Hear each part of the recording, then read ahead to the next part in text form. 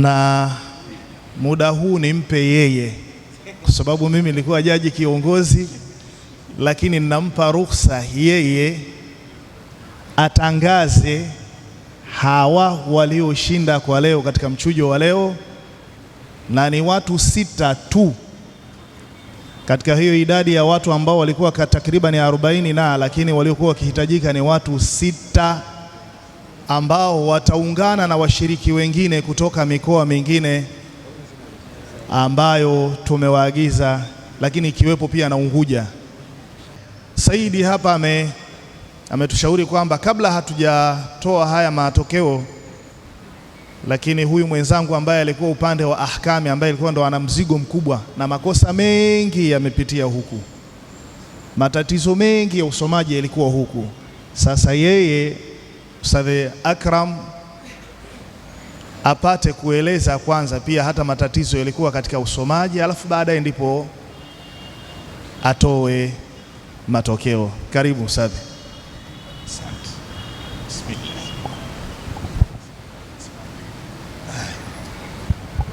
Assalamu alaikum wa rahmatullahi wa barakatuh.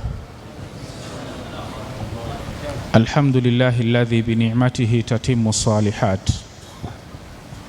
Tunamshukuru Mwenyezi Mungu Subhanahu wa Ta'ala kuweza kutujalia kumaliza mashindano yetu haya kwa salama na amani,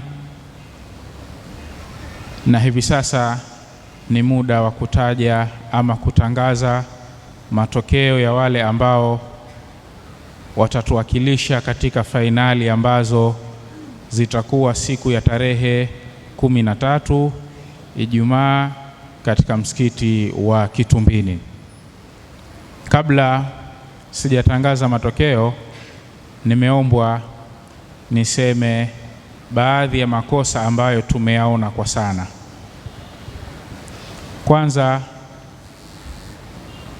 sehemu kubwa ambayo ilikuwa ni tatizo la wengi ni wakfu wal ibtidaa, sehemu za kuanza, vipi tuanze, lakini pia sehemu za kusimama na vipi tusimame. Hivyo tunawashauri wasomaji wetu wote muhakikishe matatizo haya munayatatua. Kama huelewi tafsiri, kuna alama zimewekwa.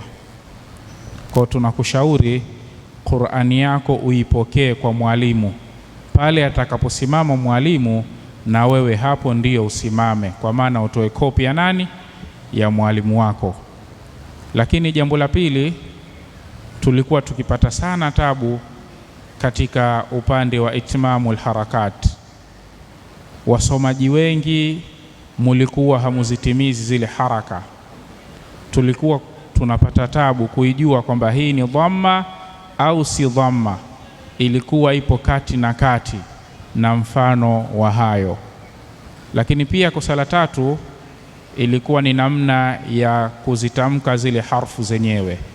Wengi ilikuwa tukizitamka harfu nje ya matokeo yake, kiasi ambacho kilikuwa kinapelekea kwa wingi kabisa kukosa zile sifatul huruf. Sifa nyingi katika baadhi ya herufi tulikuwa tukizikosa. Lakini pia jambo jingine, ilikuwa tukitumia sana khaishum, pua. Harfu nyingi tulikuwa tukizitolea katika pua. Hili ni kosa. Hatutakiwi Qur'ani yetu kuisomea katika pua. Zinajulikana harfu ambazo zina sifa ya ghunna, ambazo ni hizo 2 tu, mim pamoja na nani? Na nuni, tena zenyewe kwa wakati maalumu, sio wakati wote. Jambo jingine, tulikuwa tukichunga sana sauti, matokeo yake tukawa tunazidisha katika mipaka ile ya ghunna pamoja na mipaka ya madda. Kama mulikuwa karibu kufuatilia haya, mutakuwa mumeyaona.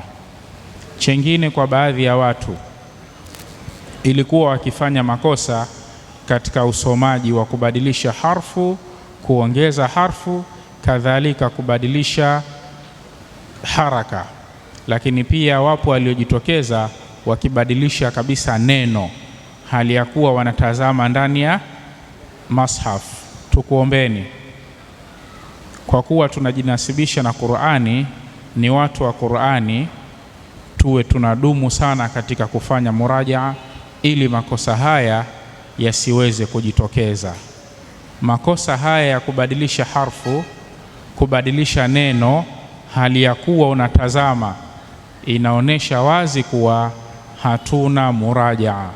Hivyo ni kuhusieni pamoja na kuihusia nafsi yangu kudumu katika kufanya murajaa, mbali na zile maktaa zetu ambazo tunazifanyia mazoezi. Nimeleweka lugha hiyo? Chengine cha mwisho katika kuwahusia, tujitahidini sana tusiwe na vipande maalum, tusiwe na sehemu maalum za kusoma. Nimeleweka vizuri hapa? Hakikisha popote unapofunuliwa unasoma, na unasoma kwa kiwango chako tunachokujua wewe unaweza kusoma. Wengi wamesoma chini ya viwango kwa sababu walipofunuliwa sipo walipopazoea. Tunahitaji muwe ni washindani wa kimataifa. Kimataifa inatumika formula hii, unachaguliwa popote na unapambana, sio unapewa ukajiandae. Kwa hiyo nakushaurini kufanya mazoezi sehemu yoyote ndani ya Qur'ani tukufu ili ukifunguliwa popote uweze kusoma. Baada ya kuyasema hayo, kwa niaba ya ndugu yangu mwalimu wangu Ustadh Muhammad Boki, naomba nitangaze matokeo ya watu ambao watatuwakilisha katika fainali yetu kuu ambayo itafanyika siku ya Ijumaa. Tunaomba tukikuita jina lako uje usimame mbele hapa. Mshindi wa sita ni mshiriki aliyepata jumla ya alama 90. Jina lake ni Khalifa Isa. Khalifa ibn Isa ndiye mshindi wetu wa 6, alama zake ni 90. Takbir, takbir. Na mshindi wa tano alama zake ni 91. Jina lake ni Ramadhan Shaaban, Ramadhan Salum. Ramadhan Salum ndiye mshindi wetu wa 5, alama zake ni 91 kamili. Tunaomba usimame. Mshindi wetu wa 4 ambaye amepata 91.5, jina lake ni Bilal Uthman. Bilal Uthman ndiye mshindi wetu wa 4, alama zake ni 91.5. Na mshindi wa tatu ni kijana aliyepata jumla ya alama 93, jina lake Hussein Kurdi.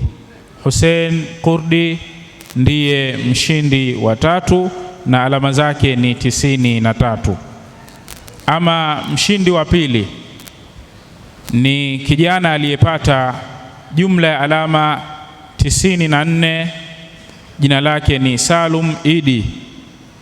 Salum Idi ndiye mshindi wetu wa pili, jumla ya alama zake ni 94. Na mshindi wa kwanza,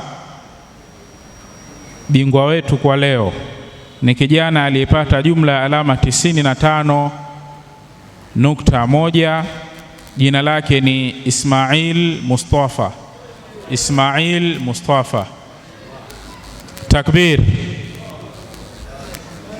Hawa ndio washindi wetu katika mashindano yetu haya ya leo. Kwa niaba ya jaji kiongozi niseme yafuatayo: Alkamalu lillah. Tuliopo mbele yenu ni wanadamu na sifa yetu ni udhaifu na mapungufu. aliyekamilika ni Mwenyezi Mungu Subhanahu wa Ta'ala. Tunaomba radhi pale ambapo panaonekana patakuwa tumeteleza, ni katika sehemu ya ubinadamu wetu na wala sio malengo wala makusudio yetu. Baada ya kusema hayo, niseme wa hadha, assalamu alaikum wa rahmatullahi wa barakatuh. Ila tu kabla sijampa Sharifu, hawa wasomaji pia watakaa kwa muda kama dakika 5 au ngapi, ili ziandaliwe kara zao ambazo makara watakaye kwenda kuyasoma siku ya fainali. Yaani hakuna kusoma sura yako, kija na makana yako ile unaiweka mfukoni, unakutana na amthalahum amwalakum, ndo hizo na washiriki wote ambao wameshiriki wasiondoke, kwa itifaki wasiondoke. Kuna namna yao watakavyoambiwa na uongozi inshallah. Yawezekana kuna mshindi wako ambao ulikuwa umemuona wewe, yawezekana kuna mshindi wako ambao ulikuwa umemuona wewe, lakini pia na sisi kuna mshindi wetu ambaye tumumuona sisi kutokana na namna yetu, lakini hayo mapungufu mengine ni mapungufu ya kiwanadamu. Inshallah nimpe Saidi, naye pia anayo ya kutukamilishia inshallah.